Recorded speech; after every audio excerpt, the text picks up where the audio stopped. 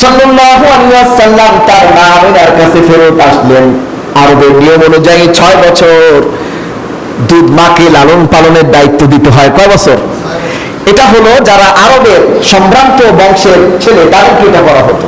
তো বিশ্বনবী জনাব মুহাম্মদ রাসূলুল্লাহ সাল্লাল্লাহু আলাইহি ওয়াসাল্লাম আরবের সর্বশ্রেষ্ঠ বংশ কুরাইশ বংশের তিনি একজন সদস্য ছিলেন এবং আরবের নেতৃত্ব যারা দিত এই কুরাইশরা হলো আরবের নেতৃত্ব দিত। এখন কিন্তু আরবের নেতৃত্বে কুরাইশরা নাই, এটা কি আপনারা জানেন?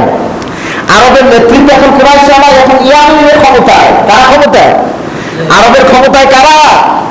ইয়ামিনীরা, বর্তমান বাদশাহ। এরা কিন্তু আরবের লোক না, এরা ভৌগোলিক অবস্থানের দিক থেকে এরা ইয়ামিনের লোক ছিল। বর্তমান আরবের বাদশাহ এদের বংশধর সব ইয়ামিন থেকে আসছে। কোথা থেকে আসছে? সৌদি আরবের আদি এরা নয়, সৌদি আরবের আদি হলো কুরাইশরা। কারা? কুরাইশরা। এই কুরাইশরা এখন ইমাম। এরা কি? অধিকাংশ ইমাম হলো কুরাইশ বংশের। এরা নামাজ পড়ায়, কিন্তু রাষ্ট্রীয় কোনো সিদ্ধান্তের ক্ষমতা তাদের হাতে না। বর্তমানে যারা আছে এরা জবরদখল করে সৌদি আরবটাকে ধরে রেখেছেন এবং ইসলামে কিন্তু রাজতন্ত্র একেবারে হারাম। ইসলামের রাজতন্ত্র কি? একদম হারাম। রাজতন্ত্রের কোন স্থান ইসলামে নাই, অথচ শত শত বছর ধরে রাজতন্ত্র খুব, যেখানে আল্লাহ পাক কোরআন নাযিল করেছেন সেখানে আছে। যেটা হারাম, যে শাসন ব্যবস্থা ইসলামে কি রাজতন্ত্র কেন হারাম? প্রশ্ন হতে পারে না? অনেকে বলে যে রাজতন্ত্র তো সৌদি আরব অনেক ভালো আছে, রাজার ছেলে রাজা হয়, কোনো সমস্যা নাই, কোনো গ্যাঞ্জাম নাই, কোনো হই হুল্লোড় নাই, কোনো মিছিল নাই, কোনো মিটিং নাই, তাই না? কোনো প্রতিবাদ নাই, কিছুই নাই, কত শান্তির দেশ। কেন রাজতন্ত্র হারাম তার প্রমাণ আল্লাহ রাব্বুল আলামিন সৌদি আরবে দিয়ে দিয়েছেন। কোথায় দিয়ে দিয়েছেন? বর্তমান বাদশাহ অর্থাৎ যিনি প্রিন্স, বাদশার দায়িত্ব পালন করছেন সালমান। তার নাম কি? সালমান বিন মোহাম্মদ বিন সালমান, অর্থাৎ সালমানের পুত্র মোহাম্মদ। তার বাবা সালমান ছিল অত্যন্ত ভালো ভদ্রলোক, সে এখনো বেঁচে আছে। তিনি মুসলিম রাষ্ট্রের সাথে সুসম্পর্ক রাখতেন, গোটা বিশ্বের সমস্ত অসহায় মানুষের পাশে দাঁড়াতেন। সালমান যখন পূর্ণ ক্ষমতায় ছিল, দায়িত্ব ছিল, কখনো তিনি সিরিয়ার উপর আক্রমণ করেননি, কোন মুসলিম দেশের দিকে তিনি আঙ্গুল তোলেননি। যখনই মুসলমানদের বিরুদ্ধে কোনো চক্রান্ত হয়েছে তো তিনি সবার আগে প্রতিবাদ জানাইছেন, বিবৃতি দিয়েছেন। সেই সালমানের ছেলে এখন কে? মোহাম্মদ। এই মোহাম্মদ পড়াশোনা করেছে কোথায় বলেন তো? পশ্চিমা বিশ্বে পড়াশোনা করেছেন। তো এই পশ্চিমা বিশ্বে পড়াশোনা করে পশ্চিমাদের কালচারটা সে নিজের মধ্যে খুব ভালোভাবে নিয়েছে। সে ক্ষমতা আসা মাত্র সৌদি নারীদেরকে ড্রাইভিং লাইসেন্স দিয়ে দিল। এটা কোনো অপরাধ না ড্রাইভিং লাইসেন্স দেওয়া, কিন্তু সৌদিদের যে একটা ঐতিহ্যগত দিক ছিল, যেখানকার মা বোনদেরকে অ্যাভেলেবেল রাস্তাঘাটে পাওয়া যেত না, সেটা পাওয়ার ব্যবস্থা করে দিয়েছে। স্টেডিয়ামে পুরুষদের সাথে মহিলাদের খেলা দেখার অনুমতি তিনি দিয়েছেন। আবার তার সবচেয়ে নিকৃষ্টতম একটা পদক্ষেপ হলো তিনি হালাল পতিতালয়, বলেন নাউযুবিল্লাহ মিন যালিক, হালাল পতিতালয় তিনি স্থাপন করেছেন। এই হালাল পতিতালয় কাকে বলে? সে কোন ফতোয়া থেকে করছে? মুতাজিলা নামে একটা সম্প্রদায় আছে, নাম শুনছেন আপনারা? আমরা অনার্স ফাইনাল ইয়ারে ছিল, মাস্টার্সেও ছিল মুতাজিলা সম্প্রদায়। মুবাবিয়া যাকে বলা হয়, মুবাবিয়া বিবাহ মুবাহ, এটা হলো কয়েক ঘন্টার জন্য কারোর সাথে বিবাহ হবে, আবার তারা স্বামী স্ত্রীর সম্পর্ক স্থাপন করে সঙ্গে সঙ্গে তারা আবার কি করবে? তারা আলাদা হয়ে যাবে। এটা একটা বিধানের ছিল, কিন্তু এটা রহিত হয়েছে। সেটা কি হয়েছে? রহিত হয়েছে। এবং আমরা যারা হানাফি মাযহাবী, আমরা যারা আহলে সুন্নাহ ওয়াল জামাত নিজেদেরকে দাবি করি, এই বিবাহ আমাদের মধ্যে হারাম। এই বিবাহ কি আমাদের মধ্যে হারাম।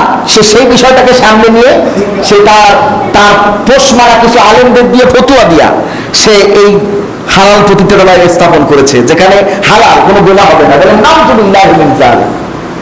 মুবাবিয়া এটা এখন ইসলামে এখন আর নাই। যে কাজী সাহেব এখানে আছে, মুবাবিয়ার কোনো এখন অংশ ইসলামে আছে? নাই। এটা কোনো দলিল নাই, কোরআন হাদিসে সুস্পষ্ট কোনো ব্যাখ্যা পাওয়া যায় না। এটাকে সে বার করায় ওর দেশে হারাম। এই জন্য রাজতন্ত্র এই জন্য হারাম, কারণ রাজার ছেলের যে ভালো হবে তার কোনো নিশ্চয়তা আমরা দিতে পারবো? রাজার ছেলে তো গুন্ডাও হয়, ঠিক কিনা? সেই গুন্ডা হলো মোহাম্মদ, যে সিরিয়ার কচি কচি বাচ্চাদেরকে, ইয়ামেনের কচি কচি বাচ্চাদেরকে হত্যা করতেছে আরব জোট নামে একটা সংগঠন করে। এই সন্ত্রাসী ছাড়া আর কিছু হতে পারে? এই জন্যই রাজার ছেলে রাজার ছেলে রাজা হওয়া ইসলামে ওই জন্যই হারাম। বিশ্বনবীকে প্রশ্ন করা হলো, কে ক্ষমতা আসবে আপনার পরে, কে মুসলিম রাষ্ট্রের দায়িত্ব নিবে? রাসূলুল্লাহ বলে দিতে পারতো যে আমার বংশের ছেলে, একদিকে আমার চাচাতো ভাই, আবার আরেকদিকে জামাই, আমিরে বানালে ভালো হয়। এই কথা রাসূলুল্লাহ বলতে পারতেন না? রাসূলুল্লাহ বলতে পারতেন না? রাসূলুল্লাহ কিন্তু কথা বলেন। রাসূলুল্লাহ বলেছেন, তোমাদের মধ্যে যে বেশি দিনদার মুত্তাকি আল্লাহ ভীরু তাকে তোমরা পরবর্তী খলিফা নিযুক্ত করো। এটাই হলো ইসলাম, আর এটাই হলো খেলাফততন্ত্র। ভাইরা আমার, রাজতন্ত্র ইসলামে হারাম, আর সেই রাজতান্ত্রিক ভাবে এখনো আল্লাহ রাসূলের দেশ চলছে। ভাইরা আমার, যে কথা বলছিলাম, বিশ্বনবী জনাব মুহাম্মদুর রাসূলুল্লাহ সাল্লাল্লাহু আলাইহি ওয়াসাল্লাম তিনি মক্কায় ফিরে আসলেন। মা আমিনার কোলে, বলেন সুবহানাল্লাহ। মা আমিনার কোলে যখন তিনি ফিরে আসলেন, তিনি এসে বললেন, আম্মাজি, আমার আব্বাজি কোথায়?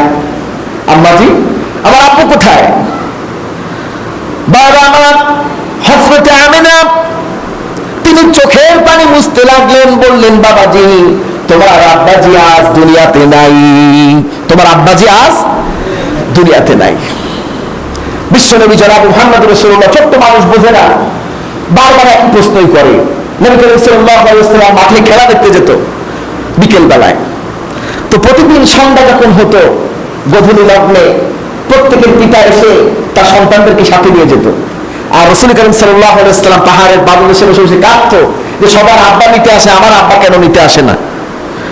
এই জন্য আল্লাহ পাক বললেন, ফাআম্মাল ইয়াতীমা ফালা তাকহার ওয়া আম্মাস সাইলা ফালা তানহার। ও নবী, আপনাকে আমি এতিম অবস্থায় পেয়েছি, সুতরাং এতিমদেরকে ধমক দিবেন না, আর এতিমদের সাথে সদাচরণ করুন, এতিমের হক আদায় করুন, আর আপনি ভিক্ষুকদের সাথে খারাপ ব্যবহার করবেন না। সূরা দোহার মধ্যে আল্লাহ পাক তার নবীকে শিখিয়েছেন। রাসূলুল্লাহ নিজে এতিম ছিলেন, এই জন্য এতিমকে তিনি সর্বোচ্চ মর্যাদা দিতেন, বলেন সুবহানাল্লাহ। রাসূলুল্লাহ বলছেন, এতিমকে কিছু দিতে পারো না, মাথার উপরে হাত বুলাও, যতগুলো চুল তোমার হাতে বাঁধবে অতগুলো নেকি তোমার আমলনামায় লেখা হবে, বলেন সুবহানাল্লাহ। ভাইরা আমার, এতিমদেরকে ভালোবাসতে হবে। আল্লাহ রাব্বুল আলামিন কোরআনের মধ্যে বলেছেন, দুইটা কারণে মানুষ জাহান্নামে যাবে। কয়টা কারণে? দুইটা কারণে। এক নম্বর হলো নামাজ না পড়া, আরেকটা হলো এতিম মিসকিনদেরকে খেতে না দেওয়া। ইসলামে এমন কোন বিষয় নাই যা আল্লাহ পাক বলেন নাই। Islam is the complete code of life. ভাইরা আমার, সেই ইসলামের বিরুদ্ধে আজকে ষড়যন্ত্র হচ্ছে, হচ্ছে না বলেন? আমার দেশেও হচ্ছে। আমার দেশে কয়েকদিন আগে আপনারা দেখেছেন পত্র পত্রিকা এবং আপনার ইন্টারনেটে এটা ভাইরাল হয়েছে, ঠিক কিনা? ইউটিউব সব বিভিন্ন জায়গায় আমার দেশের কোটি জনতা, কোটি কোটি মুসলমানদের কলিজায় আঘাত দিয়েছে কে? ফ্রান্স। এর প্রতিবাদে হেফাজতে ইসলাম বাংলাদেশ, যে সংগঠনটি সমস্ত দলের সমন্বয়, সমস্ত মুসলিম যারা নিজেদেরকে মুসলমান দাবি করে তারা সমন্বয় গঠিত একটি সংগঠন, তার নাম হলো হেফাজতে ইসলাম বাংলাদেশ। হেফাজতে ইসলামকে সমর্থন করে এমন কোন মুসলমান বাংলাদেশে নাই, সবার সমন্বয়। যখন বাংলাদেশে ইসলাম হলো প্রশ্নের সম্মুখীন হয়ে গেল, ইসলামকে ধ্বংস করার পায় তারা করতে লাগলো সর্বমহল, তখনই তো হেফাজতে ইসলামের গঠন হলো, ঠিক কিনা বলেন? যখন ব্লগাররা ইসলামের বিরুদ্ধে সমানে লেখা শুরু করলো, তখনই তো হেফাজতে ইসলামের তৈরি হয়েছে বাংলাদেশে, ঠিক কিনা বলেন? ইসলামকে রক্ষা করার জন্য, ইসলাম যখন হুমকির মুখে বাংলাদেশে, তখন হেফাজতে ইসলামের জন্ম হয়েছে। এই হেফাজতে ইসলামের নেতৃত্বে একটি বিশাল প্রোগ্রাম হয়েছে কয়েকদিন আগে, কোথায়? শাপলা চত্বরে। এই মিটিং এর উদ্দেশ্য হলো রাসূল করিম সাল্লাল্লাহু আলাইহি ওয়াসাল্লামের সম্মানকে রক্ষা করা, ঠিক কিনা বলেন? এই প্রোগ্রামের উদ্দেশ্য কি ছিল? রাসূল করিম সাল্লাল্লাহু আলাইহি ওয়াসাল্লামকে সম্মানকে রক্ষা করা, ফ্রান্সকে আঙ্গুল দেখায় দেওয়া যে দেখো বাংলার কোটি কোটি জনতা তোমার এই কথায় তারা থুতু ফেলে, রাসূলের কোন অপমান এই বাংলার জনগণ মেনে নিবে না। এটাই ছিল হেফাজতে ইসলামের মেসেজ, ঠিক কিনা? হেফাজতে ইসলামের এই প্রোগ্রাম থেকে কি কোনো হিন্দুকে গালাগালি দেওয়া হয়েছে? কোনো খ্রিস্টানকে গালাগালি দেওয়া হয়েছে? কোনো বৌদ্ধকে গালাগালি দেওয়া হয়েছে? গালাগালি দেওয়া হয়েছে তাদেরকে যারা রাসূলুল্লাহকে অপমান করেছে, অপদস্থ করেছে, রাসূলুল্লাহর কাফন বানিয়েছে, তাদের বিরুদ্ধে ছিল এই প্রোগ্রাম। কিন্তু দুর্ভাগ্যজনক হলেও সত্য, যে সংগঠনটার ব্যাপারে আমার আগে থেকেই প্রশ্ন, আমার আগে থেকেই প্রশ্ন ছিল, আমি সহ বাংলার লক্ষ লক্ষ আলেম ওলামা এবং সচেতন নাগরিকের প্রশ্ন, যে বাংলাদেশে একটি সংগঠন আছে, সেই সংগঠনের নাম হলো হিন্দু বৌদ্ধ খ্রিস্টান ঐক্য পরিষদ। এই নামটার মধ্যে কিন্তু সমস্যা।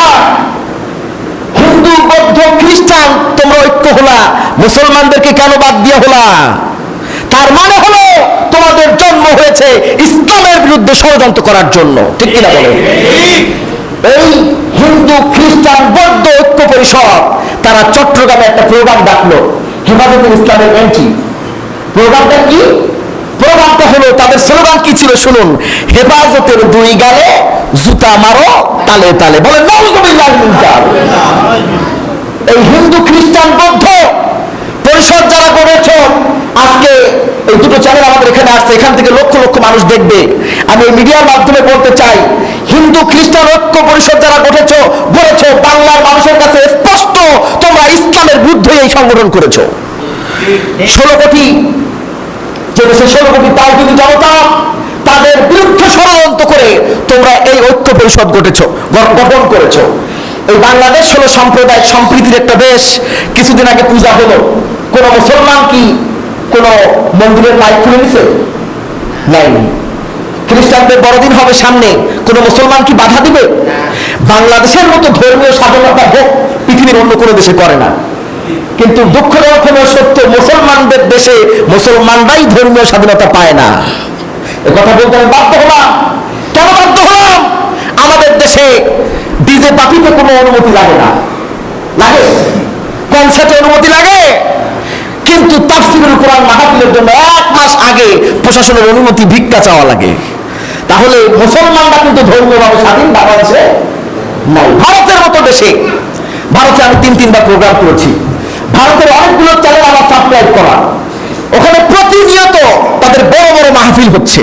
কিন্তু বাংলাদেশে আনাচে কানাচে জঙ্গলের মধ্যে করা লাগে, প্রকাশ্যে মাহফিল করা যাচ্ছে না। ভাইরা আমার, এই হিন্দু খ্রিস্টান ঐক্য পরিষদ, হিন্দু বৌদ্ধ ঐক্য পরিষদ, এরা মূলত ইসলামের শত্রু, দেশের শত্রু। এরা ওখানে স্লোগান কি কি দিয়েছে আমি সব কোট করেছি। তারা কি বলেছে? 1টা 2টা হেফাজত ধর, ধরে ধরে জবাই কর। তাহলে প্রকৃত সন্ত্রাসী কারা? এটা আমি প্রশাসনের দৃষ্টি আকর্ষণ করতে চাই, যে বাংলাদেশে প্রকৃত সন্ত্রাসী কারা? যারা হেফাজতের মতো একটা নিরীহ সংগঠন ইসলামকে রক্ষা করার জন্য গঠন করা হয়েছে, তাদেরকে 1টা 2টা ধরে ধরে তারা জবাই করতে চায়। তাহলে বুঝতে হবে প্রকৃত সন্ত্রাসী বাংলাদেশে কারা। এই হিন্দু বৌদ্ধ খ্রিস্টান ঐক্য পরিষদের যারা নেতৃবৃন্দ, আমি মনে করি এরাই হলো প্রকৃত সন্ত্রাসী, ঠিক কিনা বলে? আমরা আজকে এই জুমার আলোচনা থেকে বলতে চাই, হিন্দু বৌদ্ধ খ্রিস্টান ঐক্য পরিষদের নেতা কর্মী যারা আছো, তোমরা সাবধান হয়ে যাও। এই বাংলার জনগণকে তোমরা খেদিও না। এই বাংলার জমিন হলো শাহজালাল রহমতুল্লাহ আলাইহির জমিন, এই বাংলার জমিন হলো খান জালানী রহমতুল্লাহ আলাইহির জমিন। তারা এখন এই জমিনে শুয়ে আছে এবং তাদের সন্তানরা এখনো মারা যায় নাই। যে শাহজালাল রহমতুল্লাহ আলাইহির আগুন শুয়ে আপনার সেই হিন্দু রাজার নাম কি? গৌর গোবিন্দ আজান শুনে পলাই গেছে। তো এই জন্য তোমরা সতর্ক হও। মুসলিম ঐক্য জোট যদি একসাথ হয়, তোমরা হিন্দু খ্রিস্টান বৌদ্ধ পরিষদ পালায় কুল পাবা না। কোথায় যে পাবা তোমার খুঁজে পাওয়া যাবে না। ভাইরা আমার, এই জন্য আমাদের সতর্ক থাকতে হবে।